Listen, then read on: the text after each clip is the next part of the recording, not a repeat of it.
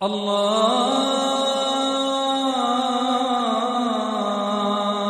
أكبر. أعوذ بالله من الشيطان الرجيم. بسم الله الرحمن الرحيم. وما أرسلنا من رسول إلا بلسان قومه ليبين لهم فيضل الله من يشاء ويهدي من يشاء وهو العزيز الحكيم. وَلَقَدْ أَرْسَلْنَا مُوسَى بِآيَاتِنَا أَنْ أَخْرِجْ قَوْمَكَ مِنَ الظُّلُمَاتِ إِلَى النُّورِ وَذَكِّرْهُمْ بِأَيَّامِ اللَّهِ إِنَّ فِي ذَلِكَ لَآيَاتٍ لِكُلِّ صَبَّارٍ شَكُورٍ. وَإِذْ قَالَ مُوسَى لِقَوْمِهِ اذْكُرُوا نِعْمَةَ اللَّهِ عَلَيْكُمْ إِذْ أَنْجَاكُمْ مِنْ آلِ فِرْعَوْنَ يَسُومُونَكُمْ سُوءَ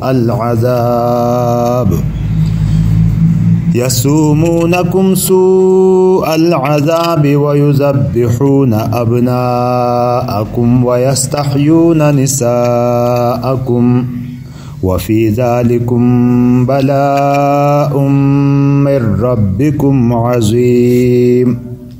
وإذ تأذن ربكم لئن شكرتم لأزيدنكم ولئن كفرتم إن عذابي لشديد. وقال موسى إن تكفروا أنتم ومن في الأرض جميعا فإن الله لغني حميد. صدق الله العظيم. وما أرسلنا من رسول إلا بلسان قومه. وما أرسلنا اور نہیں بھیجا ہم نے من رسول کوئی بھی رسول الا مگر بلسان قومه اس کی قوم کی زبان میں لیبینا تاکہ وہ واضح کر دے ان کو لہم ان کے لیے. وما ارسلنا من رسول الا بلسان قومه لیبین لہم اور ہم نے جو بھی رسول بھیجے ہیں اسی قوم کی زبان کے رسول بھیجے ہیں تاکہ ان کے لیے وہ کھول کھول کر واضح بیان کر دیں. یہاں انبیاء علیہ الصلوۃ والسلام جتنے بھی بھیجے گئے ہیں جن قوموں کے لیے جن بستیوں میں ان قوموں اور ان علاقوں کی زبان والوں ہی میں سے رسول بھیجا تاکہ وجہ اس کی ہے کہ ایک اجنبی زبان ہو تو اس میں باقاعدہ طور پر ایک مترجم بھی ہوگا پھر ترجمان بھی اس کے ہاں تو ظاہر ہے کہ اس سے معلوم ہوتا ہے کہ ان تمام علاقوں کے لیے اللہ نے رسول بھیجے ہیں انہی کی زبانوں میں. البتہ بعض دفعہ ایسا بھی ہوا کہ اس زبان کا رسول نہ بھی آیا ہو تو اللہ نے ایسا انتظام کیا کہ وہ رسول نے اس زبان ایسی سیکھی کہ ان اہل زبان کی طرح ہی بولتے رہے. جیسے کہ حضرت لوط علیہ السلام کے بارے میں ہے کہ وہ اصل میں تو عراق کے تھے. ہاں وہ پھر گئے وہاں شام ملک شام میں تو وہاں کی زبان انہوں نے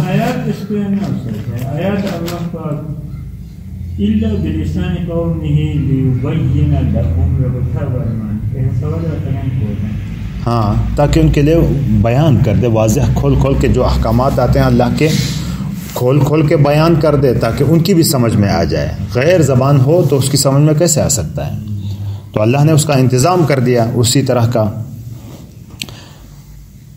اب یہاں یہ آپ کا سوال یہ ہو سکتا ہے کہ حضور نبی اکرم صلی اللہ علیہ وسلم تو عربی تھے ہم اعجمی ہیں ہے نا لیکن پچھلی امتوں کے بارے میں یہ آیا کہ انہی کی زبان کے لوگوں کو میں سے ہی پیغمبر اللہ نے بنا کے بھیجا.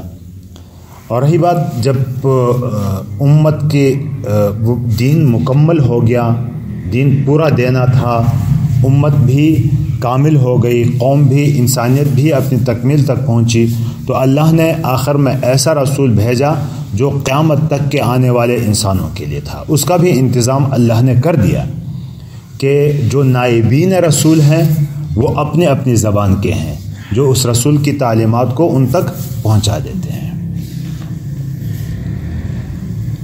اچھا، یہاں ایک بات اور بھی ہے کہ ٹھیک ہے، فَيُضِلُّ اللَّهُ مَن يَشَاءُ وَيَهْدِي مَن يَشَاءُ، پھر جس کو چاہتا ہے اللہ گمراہ کرتا ہے، جس کو چاہتا ہے ہدایت دیتا ہے۔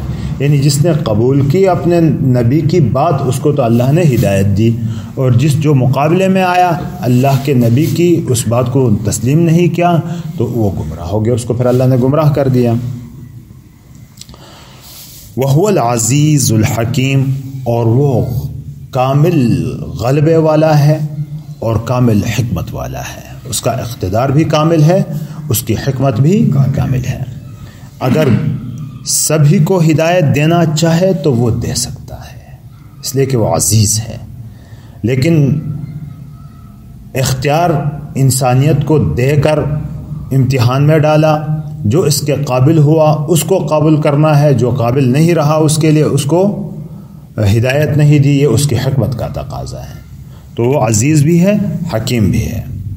وَلَقَدْ أَرْسَلْنَا مُوسَىٰ بِآيَاتِنَا، پھر ان میں سے پیغمبروں کی تفصیلات بتا دی، اور ہم نے موسیٰ علیہ السلام کو، موسیٰ کو بھیجا بِآيَاتِنَا، اپنی آیتوں کے ساتھ۔ یہاں نشانیاں بھی ہو سکتی ہیں، معجزات، آیات سے مراد احکام بھی ہو سکتے ہیں جو اللہ نے دیے تھے، دونوں مراد ہو سکتے ہیں۔ اب مقصد کیا تھا؟ ان اخرج قومک من الظلمات الی النور، کہ تو نکالے اپنی قوم کو اندھیروں سے روشنی کی طرف، یعنی گمراہیوں سے ہدایت کی طرف۔ وہی بات جو اس سے پہلے بھی گزری، نبی پاک صلی اللہ علیہ وسلم کے اس بارے میں آیا کہ لتخرج الناس من الظلمات الی النور، حضور نبی اکرم صلی اللہ علیہ وسلم کے بارے میں آیا کہ تو لوگوں کو نکالے اندھیروں سے روشنی کی طرف۔ گویا کہ انبیاء علیہ السلام کا یہ وظیفہ مشترک رہا ہے کہ وہ لوگوں کو گمراہی سے نکال کر ہدایت کی طرف لے آنا، یہ ان کا تمام انبیاء کا مشترک کام رہا ہے۔ البتہ فرق اتنا ہے کہ اوپر نبی کریم صلی اللہ علیہ وسلم کے بارے میں تو لفظ استعمال ہوا کہ لتخرج الناس، الناس لوگوں کو، اور ناس میں ساری کائنات کے انسانیت مراد ہے، جبکہ یہاں موسیٰ علیہ السلام کے بارے میں کیا فرمایا کہ قوم کا، اپنے قوم کو، تو وہ گویا کہ اپنی قوم بنی اسرائیل اور مصریوں کے لیے مبعوث ہوئے تھے، اور حضور نبی اکرم صلی اللہ علیہ وسلم پوری انسانیت کے لیے ہوئے تھے، اس لیے وہاں کہ لتخرج الناس اور یہاں لتخرج قوم کا، اور عمل پھر مشترک کیا ہے کہ ان کو نکالنا تھا گمراہیوں سے ہدایت کی طرف۔ وَذَكِّرْهُمْ بِأَيَّامِ اللَّهِ، اور ان کو نصیحت کیجئے ایام اللہ کے ذریعے، یا ان کو یاد دلا دیجئے ایام اللہ کے متعلق۔ ذکر یذکر، تذکر نصیحت حاصل کرنا بھی آتا ہے، اور یاد دہانی کے بھی آتے ہیں، اور یاد دہانی کرا دیجئے ان کو ایام اللہ کے متعلق۔ ایام یہ یوم کی جمع ہے، یوم دن کو کہا جاتا ہے، ترجمہ لفظی ہوگا کہ اللہ کے دنوں کی، لیکن یہ استعمال ہوتا ہے کسی خوشی کے دن کے لیے، کسی بہت سخت عذاب والے دن کے لیے، کسی جنگ کے دن کے لیے، ان کو ایام کہا جاتا ہے، ان کو یوم کہا جاتا ہے، ان کے لیے بھی۔ بایام اللہ سے مراد یہاں ہوگا کہ اللہ کے وہ دن کہ جن دنوں میں اللہ کی طرف سے کسی قوم پر کسی خاص حالت کی وجہ سے کوئی عذاب آیا ہو۔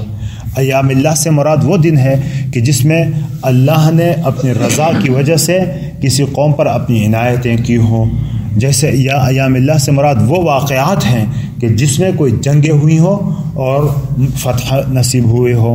تو ان ایام اللہ کے متعلق چونکہ سابقہ امم کے قصوں میں اور کچھ نہیں ہے، صرف سبق ہے، ان سے سبق لینا ہے، ان سے نصیحت حاصل کرنی ہے۔ باقی قصے پیٹنے سے کوئی فائدہ نہیں ہوتا کہ آدمی پرانے اپنے باپ دادوں کے قصے میں لگا رہے اور اپنے قوموں کے قصوں میں لگا رہے۔ صرف اتنا ہوتا ہے کہ وہاں جو غلط کام ہوا، اس کا غلط نتیجہ ہوا ہے، اس سے عبرت لینی ہے۔ جو اچھا کام ہوا، اس کا اچھا نتائج ہوئے، تو اس سے عبرت لینی ہے۔ تاریخ کا صرف یہ فائدہ ہوتا ہے کہتے یہاں ایام اللہ کے ذریعے ان کو نصیحت کیجیے. ان فی ذلک لآیات، بے شک اس میں نشانیاں ہیں، ان ایام اللہ میں نشانیاں ہیں. لکل صبار شکور، ہر خوب صبر کرنے والے، خوب شکر کرنے والے کے لیے. صبار صابر سے مبالغہ کا صیغہ ہے، بہت صبر کرنے والا. شکور شاکر سے مبالغہ کا صیغہ، بہت زیادہ شکر کرنے والا. یعنی جب کوئی ابتلا آ جائے، کوئی تکلیف آ جائے تو صبر پر قائم ہے، اور اللہ کی طرف سے رحمتیں آ جائیں تو اس وقت اللہ کے شکر گزار بندے ہوں. تو یہ دو ایسی صفات ہیں صبر اور شکر کی کہ کہتے ہیں کہ پورے دین کا خلاصہ ہی یہی ہے کہ جو صبر کرے اور جو شکر کرے. جس نے صبر کیا آدھا ایمان ہے، جس نے شکر کیا کامل ایمان ہو گیا اس کا. اور انما یوفی الصابرون اجرہم بغیر حساب، قیامت کے دن کو صبر کرنے والے کے لیے بے حساب اجر ملے گا. اور ان اللہ مع الصابرین، دنیا میں اللہ صبر کرنے والوں کے ساتھ ہوتا ہے. اور شکر کے بارے میں یہ ہے کہ جو شکر کرتا ہے تو اللہ اور بھی وہ نعمت بڑھاتا ہے اس کے لیے، اور شکر کرنے والوں کے لیے آخرت میں بھی بڑی جزائیں ہیں. تو شکر اور صبر کرنے والوں کے لیے، جو صبر اور شکر سے کام لیتے ہیں ان کے لیے نشانیاں ہیں. جو صبر اور شکر سے کام ہی نہیں لیتے، مستیوں میں لگے ہوئے ہیں، ان کے لیے ہیں نشانیاں لیکن وہ اس سے فائدہ نہیں اٹھا سکتے. وَإِذْ قَالَ مُوسَىٰ، اور جب کہا موسیٰ، یاد کرو وہ زمانہ کہ جب کہا موسیٰ نے لِقَوْمِهِ، اپنی قوم سے، اذکروا نعمت اللہ، اللہ کی نعمتوں کو یاد کرو. دیکھو اوپر شکر کی بات ہے، یہاں اللہ کی نعمتوں پر شکر کرنے والی بات کہ اس زمانے کو یاد کرو کہ جب اللہ نے تمہارے اوپر اپنی نعمتیں کی تھی. کیا تھا؟ اذ انجاکم، انجا ینجی باب فعال سے نجات دینا، نجا ینجی کے معنی میں بھی نجات دینا، نجا ینجی کے معنی ہوتا ہے نجات پانا. ثلاثی مزید فی میں اس کو لے جائیں گے تو نجات دینا. اذ انجاکم، جب تمہیں نجات دی، من آل فرعون، فرعون والوں سے. وہ کیا تھا؟ یسومونکم سوء العذاب، کہ جو تمہیں مبتلا رکھتے تھے برے عذاب میں، سخت عذاب تمہیں دیتے تھے، سخت تکلیفیں تمہیں پہنچاتے تھے، بہت تکلیفیں تمہیں پہنچاتے تھے. ساما یسوم، سین سے، سواد سے نہیں سین سے، کہ معنی نشان لگانے کے آتے ہیں. باب تفعیل مصومین ہوتا ہے جس پر نشان لگے ہوئے ہوں. تو یہاں نشان، اور چرنے کے معنی میں بھی آتا ہے، چرانے کے معنی میں بھی یہ آتا ہے، چکھنے کے معنی میں بھی یہ آتا ہے. اور پھر یہاں پہنچانا، تکلیف دینا، اذیت دینا، ذائقہ چکھانا، یہ معنی اس کے ہوتے ہیں. یسومونکم سوء العذاب، جو تمہیں مبتلا کرتے تھے برے تکلیف میں. سوء برا. وہ کیا تھا؟ وَيُذَبِّحُونَ أَبْنَاءَكُمْ، اور تمہارے بیٹوں کو ذبح کرتے تھے. ذبح یذبح باب تفعیل میں، ذبح یذبح ذبح کرنا، ذبح یذبح باب تفعیل میں لے گیا تو بہت کثرت مقدار میں کرنے کے معنی میں، کہ بہت زیادہ کثرت مقدار میں تمہارے بچوں کو، بیٹوں کو ذبح کرتے تھے.